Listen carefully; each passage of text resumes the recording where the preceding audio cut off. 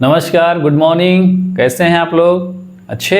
चलिए, तो आज देखिए शाम को हम जब ऑफिस से आएंगे तो आप लोगों को गंगा नदी तंत्र पढ़ाएंगे। लेकिन मैं कैसे पढ़ाऊंगा उसका मैं आपको गंगा नदी के बारे में 5 से 7 मिनट में बताना चाह रहा हूं, जिससे जब आप 6:30 बजे आएँ तो अपनी कॉपी कलम और एटलस लेकर सब लोगों को बैठना है। जैसे मैं कहूँगा वैसे नदी बनाना है, क्योंकि इस बार आपको सबको सिलेक्शन लेना है। इसलिए सिलेक्शन लेना है तो मेहनत भी करनी है। आप हमारे साथ मेहनत करिए। अभी मैं 10 मिनट के अंदर आपको नदी गंगा की काफ़ी कुछ याद करा दूंगा, और जब शाम की क्लास होगी तो आप देखेंगे कि उसमें पूरी आप नदी आपको याद होगी क्लास में ही। ठीक है, उसके जितनी भी सहायक हैं सब कुछ याद होगा। ठीक, तो हम शुरू करते हैं गंगा नदी के बारे में। तो हेडिंग ऊपर डालिए आप लोग, गंगा नदी तंत्र। देखिए, गंगा का स्ट्रक्चर जो है कुछ यूँ है। इसको पैटर्न बोलते हैं। मैंने सिंधु पढ़ाते समय आपको बताया था। अब ये नदी है अलकनंदा और ये वाली है भागीरथी। ये दोनों अलकनंदा और भागीरथी जहां मिलती हैं उस स्थान का नाम है देवप्रयाग। देवप्रयाग से इस नदी का नाम हो जाता है गंगा। उसके पहले गंगा का कोई अस्तित्व नहीं रहता है, मतलब अलकनंदा के नाम से जानी जाती है, भागीरथी के नाम से। गंगा जब आगे बढ़ती है, पश्चिम बंगाल में पहुंचती है, तो फरक्का नामक स्थान पे, जहां पर एक फरक्का डैम है, ये 2 भागों में विभाजित हो जाती है। जो बांग्लादेश में जाती है इसका नाम हो जाता है बांग्लादेश में पद्मा, और नीचे वाले का नाम हो जाता है पश्चिम बंगाल में हुगली। ठीक है, हुगली से एक नदी आकर अभी आप देखेंगे दामोदर मिलेगी। बहुत बार पूछा गया है दामोदर घाटी परियोजना किस पे आधारित है, तो टेनेसी घाटी परियोजना पे आधारित है, जो यूएसए की परियोजना है। तो ये नदी है दामोदर। बहुत बार पूछा गया है दामोदर किससे मिलती है, तो हुगली से आके मिल जाती है। देखिए, ये गंगा का सामान्य स्ट्रक्चर है, ऐसा है। अब इसकी सहायक नदियाँ देखेंगे। अलकनंदा के साथ कौन कौन से प्रयाग हैं उसको देखेंगे। अब अलकनंदा कहाँ से निकलती है, भागीरथी कहाँ से निकलती है। देखिए, अलकनंदा जो है निकलती है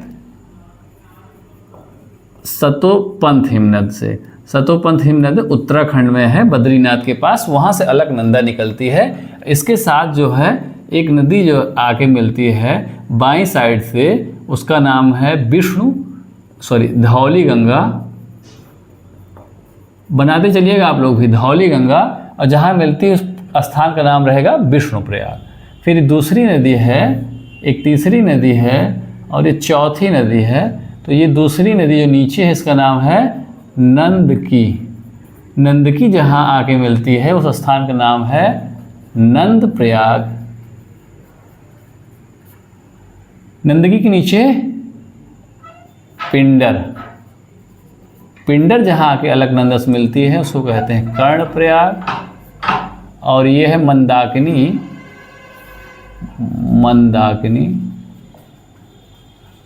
मंदाकिनी अलकनंदा जहाँ आके मिलती है उसका नाम है रुद्रप्रयाग। तो ये 5 प्रयाग हैं। बहुत क्वेश्चन पूछा जाता है। तो सबसे ऊपर है विष्णुप्रयाग। तो इन प्रयाग को उत्तर से दक्षिण व्यवस्थित करने के लिए पूछा जाता है। और फिर ये पूछा जाता है कौन सा प्रयाग किस नदी के संगम पर बसा हुआ है। तो इसको शॉर्ट फॉर्म में हम यहाँ लिख लेंगे। अलकनंदा देखिए सब में कॉमन है, और अन्य नदियां हैं। तो अलकनंदा प्लस धौली गंगा। कौन सा प्रयाग बना? विष्णु प्रयाग। ठीक है, अलकनंदा प्लस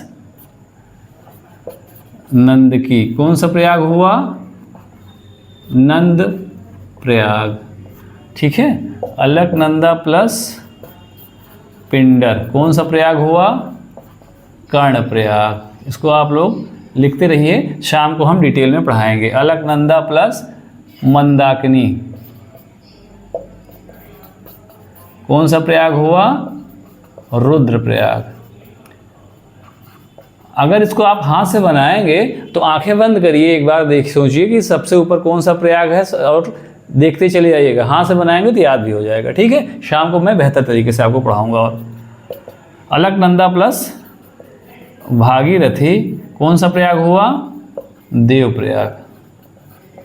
ठीक है, तो ये पंच प्रयाग हैं जो उत्तर से दक्षिण की दिशा में हैं और अलकनंदा के साथ सब लोग ये बनते हैं, इसको आप याद रखिएगा। इसके साथ साथ भागीरथी की एक महत्वपूर्ण सहायक नदी है, उसका नाम है भिलांगना। भिलांगना जो है जहाँ पे मिलती है वहीं पे है टिहरी बांध, बहुत पूछा गया है। कौन सा बांध? टिहरी बांध। डिटेल में हम लोग पढ़ेंगे, विवादित बांध हो गया है कुछ कारणों से, यूपीएससी में भी क्वेश्चन इस पे आया हुआ है कि भूकंप आने वगैरह टूटा तो कितनी बड़ी तबाही करेगा, इसलिए बड़े बांध अब जो है धीरे धीरे कम बनाए जा रहे हैं नदियों पे। और ये भागीरथी जहाँ से निकलती है उसका नाम है गंगोत्री हिमनद, स्थान है गोमुख। हिमनद का नाम गंगोत्री, स्थान का नाम गोमुख। तो यहाँ से ये आपकी भागीरथी नदी निकलती है। गंगा की अन्य सहायक नदियों में देखिए, मैंने दाएं बाएं की बात करी थी, तो जो एंटी क्लॉकवाइज नदी आके मिलेगी वो बाएं होगी, जो क्लॉकवाइज मिलेगी वो दाएं होगी। तो क्लॉकवाइज इधर हो गया, जो इधर से नदी आएगी वो दाएं, और जो ऊपर से आएगी वो बाएं सहायक होगी। ठीक है, आपको याद, सिर्फ नदी अगर बनाएंगे तो याद रहेगा। तो सबसे पहली जो इसकी सहायक है उसका नाम है रामगंगा। ठीक है, इसके बाद देखिएगा गोमती है, जो पीलीभीत से निकलेगी, डिटेल में शाम को पढ़ाएंगे। गोमती नदी, गोमती की सहायक सई नदी, सई के किनारे कौन कौन से शहर बसे हैं इसको आप लोग बताइएगा। इसके बाद फिर आपकी है घाघरा, घाघरा की सहायक सरयू, जिसके किनारे अयोध्या बसा है। सब बात कल हम शाम वाली क्लास में डिटेल करेंगे। फिर गंडक, फिर बूढ़ी गंडक,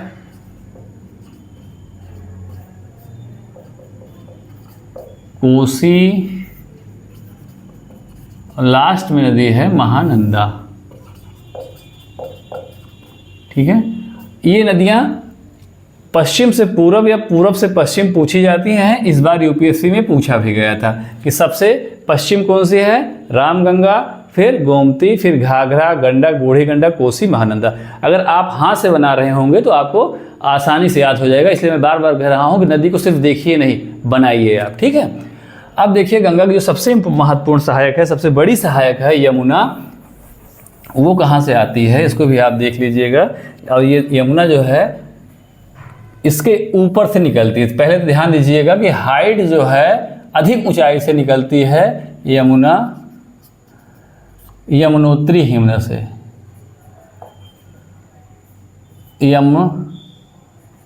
यमुनोत्री हिमनद है।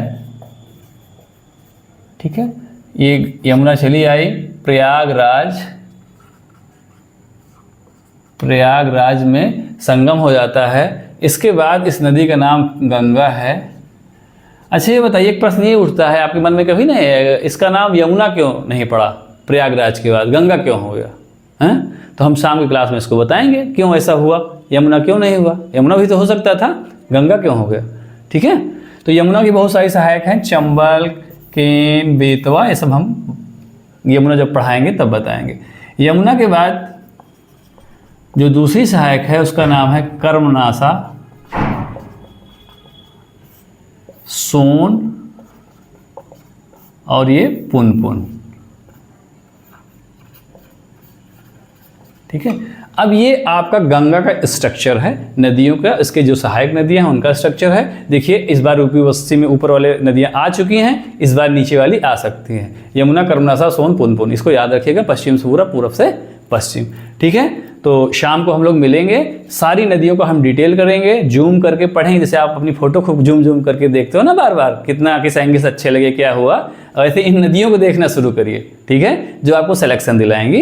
अब मैं कहता हूँ गारंटी के साथ इस बार आपको सेलेक्ट होना है। इस साल अंतिम साल मानते हुए अच्छे से हाथ से बना के पढ़िए, लिखिए खूब। जैसे लिखेंगे तुरंत आपका सिलेक्शन होगा। इस बार आपका सिलेक्शन जरूर होगा। इन्हीं शुभकामनाओं के साथ हम लोग आपको से शाम को मिलेंगे। ठीक है, 6:30 बजे आप लोग लाइव होइएगा, तो अब उसमें हम गंगा नदी पढ़ाएंगे। थैंक यू, धन्यवाद। मैं भी अब ऑफिस निकला।